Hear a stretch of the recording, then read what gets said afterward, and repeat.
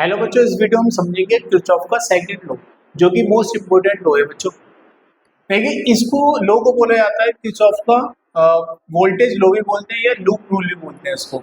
तो इसको पहले स्टेटमेंट समझ लेते हैं, इसका क्या है।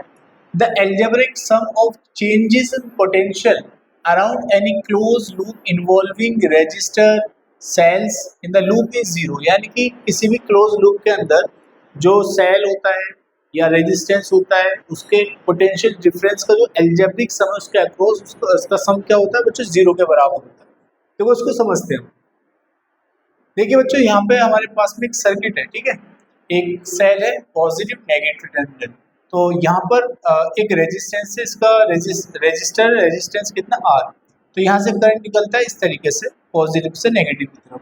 बच्चों, लूप जो है ना, हम अपने अकॉर्डिंग किधर भी ले सकते हैं, क्लॉकवाइज भी एंटी क्लॉकवाइज भी। जैसे मैंने यहाँ पे क्लॉकवाइज लिया लूप, ठीक है।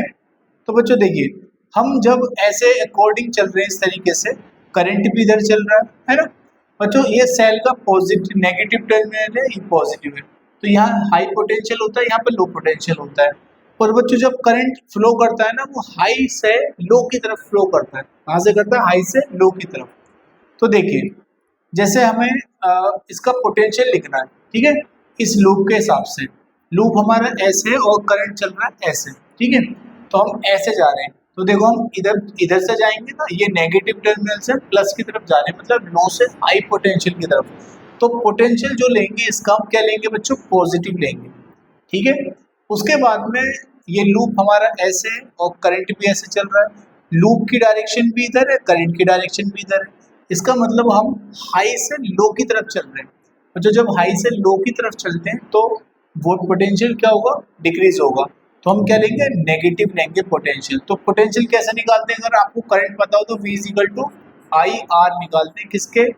जब कोई रेजिस्टेंस आपको पता हो तो रेजिस्टेंस के अक्रॉस हम कैसे निकालते हैं? V equal to I R से। तो ये नेगेटिव क्यों आया? क्योंकि बच्चों आपने लूप जो लिया है वो करंट की डायरेक्शन में लिया, तो करंट की डायरेक्शन में क्या आएगा? नेगेटिव, क्योंकि हाई से लो की तरफ जा रहे हैं। अब बात करते हैं बच्चों सेकंड में। अगर हम लूप को एंटी क्लॉकवाइज लें, एंटी क्लॉकवाइज है ना, ये डायरेक्शन जो दिखाई देगी आपको, ये एंटी क्लॉकवाइज है। तो बच्चों एंटी करंट तो ऐसे चलेगा इस डायरेक्शन में, प्लस से माइनस की तरफ। आपने लूप ऐसे लिया तो आप ऐसे जा रहे हो, यानी कि प्लस से माइनस की तरफ जा रहे हो, यानी कि पोटेंशियल डिक्रीज हो रहा है। तो पोटेंशियल क्या लोगे आप बच्चों? Minus low. क्लियर यहाँ तक? उसके बाद में तो देखिए, हमारा जो लूप है वो इस तरीके से ऐसे, और करंट चल रहा है ऐसे। तो आप बच्चों लूप लेके ऐसे जा रहे हो, यानी करंट के अपोजिट डायरेक्शन में। करंट चलता है हाई से लो की तरफ और आप जा रहे हो लो से हाई की तरफ। तो इसका आपका पोटेंशियल क्या आएगा बच्चों? पॉजिटिव आएगा। मतलब जब लो से हाई की तरफ जाओगे पॉजिटिव लोगे।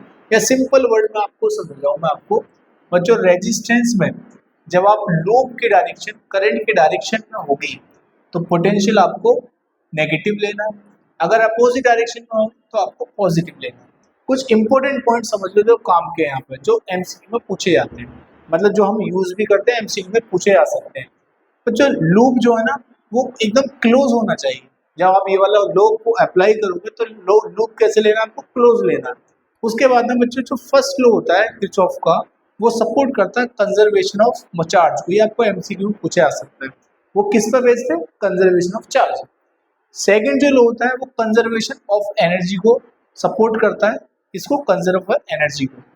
बच्चों कुछ इंपॉर्टेंट बात और बच्चों, आप जो है ना करंट जो है ना किसी भी सेल से निकाल सकते। जैसे मान लो आपको current can be drawn from one और मोर सेल्स। देखिए यहाँ पे तो एक सेल दिया हुआ है आपको। जब आप क्वेश्चन करोगे ना, आप करंट दो सेल से भी निकाल सकते हो, जरूरी नहीं है एक सेल से निकालो। ठीक है, आई होप आपको समझ में आ गया होगा।